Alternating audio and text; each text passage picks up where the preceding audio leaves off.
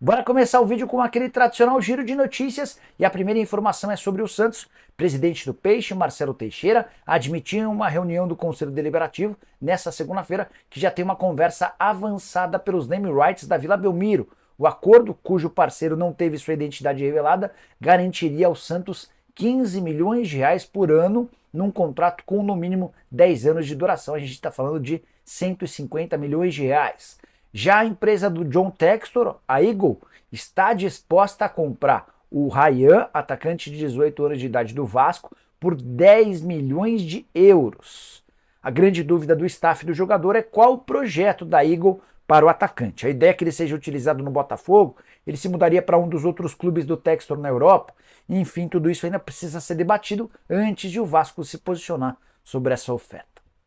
Bora falar agora também sobre Maurício Lemos, o zagueiro uruguaio de 28 anos de idade, que já foi liberado pelo Atlético para fechar com o Vasco, estava demonstrando receio de morar no Rio de Janeiro, preocupação com violência e tal. Ele acabou consultando alguns atletas, recebeu boas referências e há otimismo no Vasco de que esse martelo possa ser batido até o fim do dia. O Lemos chegaria por empréstimo ou até em definitivo, mas com 100% dos pagamentos feitos pelo Vasco, o Atlético já liberou o jogador. Ele inclusive nem viajou para a Argentina, onde o Atlético enfrenta o São Lourenço à noite. Quero falar agora sobre Felipe Carbajo, que não é mais jogador do Grêmio, o meio atacante que vinha pedindo para sair desde que o Luizito Soares foi embora, está com tratativas avançadas para atuar pelo New York Red Bulls.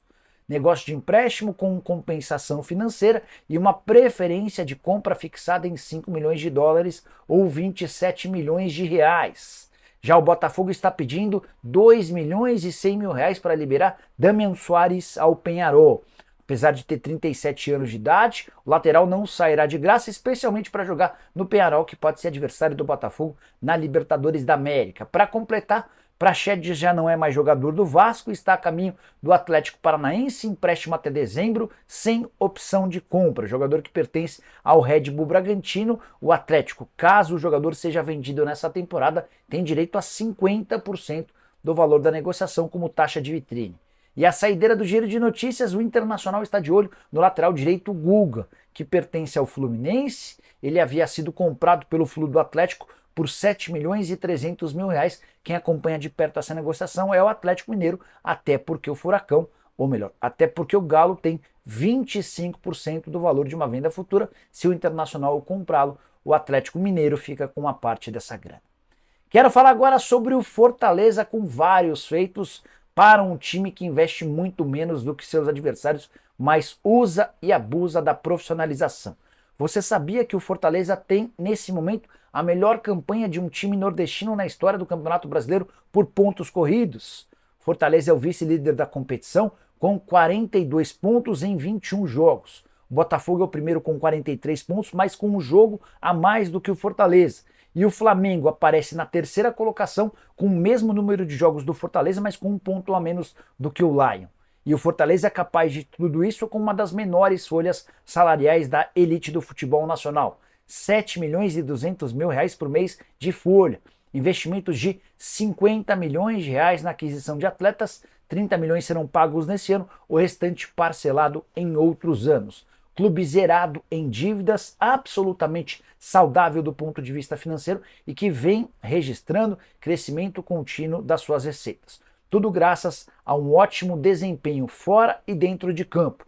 Desde 2021, o Fortaleza já conseguiu ser quarto colocado do Campeonato Brasileiro, naquele ano de 2021 foram 58 pontos, semifinalista da Copa do Brasil no mesmo ano, oitavas de final da Libertadores em 2022, vice-campeão da Sul-Americana em 23, além de 3 títulos cearenses e um bicampeonato da Copa do Nordeste. Só para completar, sobre essa façanha do Fortaleza, o Lion é o time com menos derrotas no Campeonato Brasileiro, só 3. Em 21 partidas não perdeu nenhum jogo para os times que ocupam o G6. É também o melhor mandante e o único invicto dentro de casa. São 9 vitórias seguidas, além de 3 empates nas 3 primeiras rodadas dentro dos seus domínios. Só para arrematar, registrar que o Fortaleza vem de 7 vitórias e um empate nos últimos 8 jogos. O único que não perdeu para o Fortaleza nessa sequência foi o Criciúma, empate em 1-1. Bora falar agora sobre o Atlético Mineiro. O Galo ainda vai buscar contratações? Fiz essa pergunta para um dirigente do Galo que está na Argentina, palco do confronto contra o São Lourenço, na noite dessa terça-feira.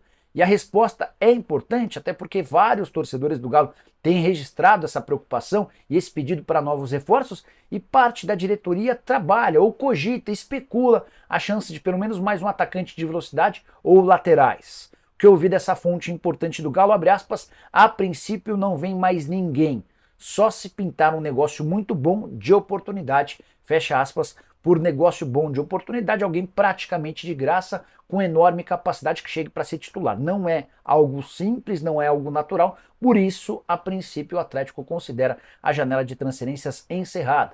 Clube que contratou 5 jogadores desde o início da reabertura da janela de contratações, chegaram os zagueiros Lianco e Júnior Alonso, o volante Fausto Vera, o meio-atacante Bernard e o centroavante Daverson. Esses foram os 5 inscritos na lista do Atlético para as oitavas de final da Libertadores.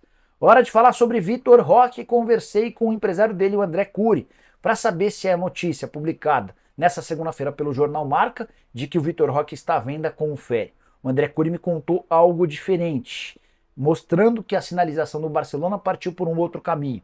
Frase do empresário, abre aspas, o Barcelona decidiu emprestar o Vitor Roque para que ele possa ganhar mais experiência, mas não se falou em venda, fecha aspas.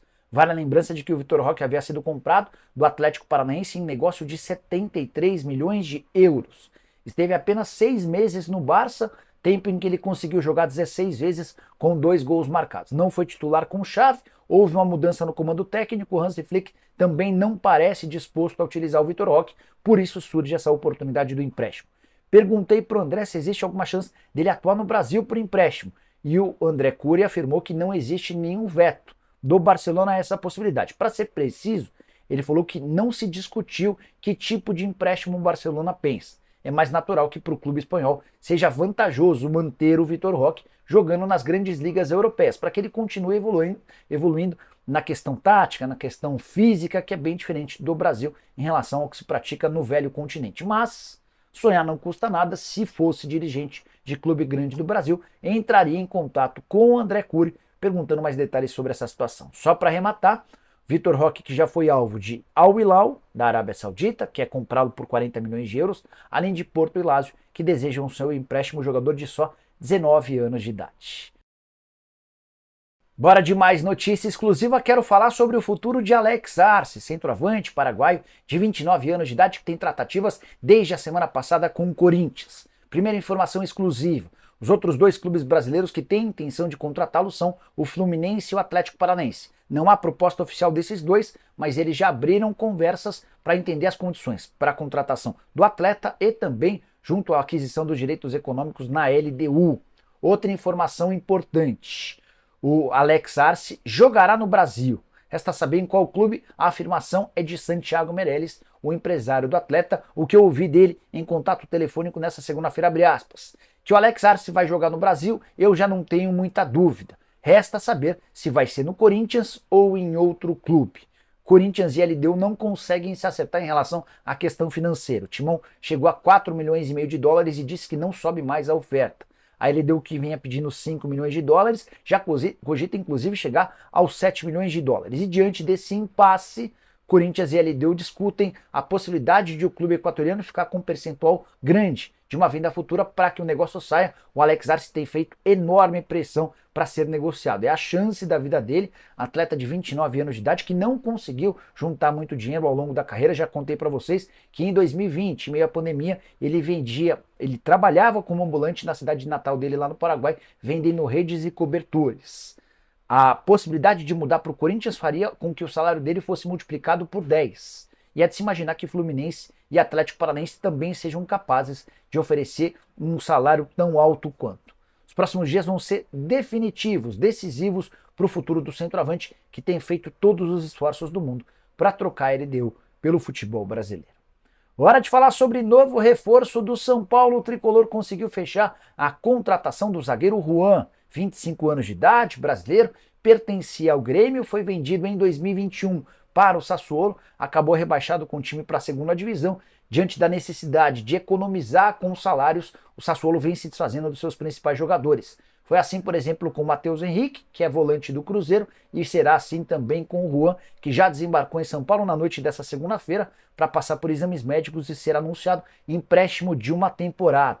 Jogador que na primeira passagem, no primeiro ano, ou no melhor, nos primeiros 6 meses de Itália, disputou 12 partidas, na temporada seguinte 22 jogos e na temporada passada 29 partidas, sendo 18 como titular e 11 como reserva. Não chega para ser titular absoluto, pelo contrário, ele vai disputar a posição e herda uma vaga que já foi do Diego Costa vendido para o Krasnodar. Só para completar sobre o São Paulo, o tricolor vai receber cerca de R$900 mil como clube formador do Emerson Royal, novo reforço do Milan. São Paulo que já havia ficado com 15 milhões de reais da transferência do Gabriel Sara do Norwich para o Galatasaray e que deve embolsar mais 4 milhões e meio de reais com um mecanismo de solidariedade por conta da transferência de David Neres do Benfica para o Napoli. Bora fechar o vídeo para falar sobre a possibilidade de Dario Benedetto pintar como reforço do Corinthians. O argentino, de 34 anos de idade, que deixou recentemente o Boca Juniors, está entre os assuntos mais comentados do Twitter nessa terça-feira, diante da especulação de que ele pode virar reforço alvinegro. Que o Corinthians busca um centroavante, isso não é novidade. Que as negociações com Alex Arce e a Eldeu travaram, também não. Contei para vocês agora há pouco todos os detalhes. Como é que surge o nome do Benedetto? Ele foi oferecido por seus representantes para os dirigentes corintianos. Para ser mais específico, essa sugestão foi para o Ramon Dias, técnico argentino que o conhece bastante bem. Mas não há uma posição fechada do Corinthians em relação à possibilidade de utilização do Benedetto. Atleta que tem um currículo bastante interessante, mas que vive uma condição física extremamente ruim. São várias as lesões. Antes de ter seu contrato rescindido no Boca, nos 6 primeiros meses do ano, ele só conseguiu estar em campo em 13 partidas com um único gol. E o Corinthians entende que precisa de um jogador absolutamente saudável que esteja pronto para chegar, jogar e resolver o problema alvinegro. Me lembra um pouquinho a situação do Balotelli, que seria contratado pelo Corinthians por conta de toda a exposição, por conta de todo o barulho midiático que ele é capaz, mas existe a preocupação do Ramon Dias em relação à capacidade de o Balotelli resolver os problemas do Corinthians de forma imediata. Atleta que não joga há bastante tempo, então há uma resistência grande dentro do Corinthians em relação ao nome do Benedetto. O Timão está em busca de outras alternativas, um atacante estrangeiro, canhoto, tem sido especulado internamente, ainda não consegui descobrir qual é esse nome. Assim que tiver qualquer novidade, conto para vocês. Só para completar sobre o Timão, nessa segunda-feira houve uma reunião do Conselho Deliberativo e ficou definido que a Comissão de Ética alvinegra ouvirá Augusto Melo, presidente do clube, Armando Mendonça, seu vice, além do Rosalá Santoro, do Marcelo Mariano, além de outros diretores, para que a Comissão de Ética possa entender o que de fato aconteceu no pagamento de 25 milhões de reais de comissão à Vaidbet. Só para lembrar, o Alex Cassundec teria direito a essa grana, já disse a polícia que não fez nenhuma intermediação e nem havia pedido esse dinheiro. Esse é só o primeiro passo que pode determinar, num futuro não tão distante, o impeachment do presidente Augusto Melo. A saideira do Timão, João Cancelo, lateral direito da seleção portuguesa, foi visto em um shopping em Lisboa nessa segunda-feira, vestindo a camisa do Corinthians. Curtiu o vídeo? Deixa like, se inscreve no canal, a gente se encontra. Tchau!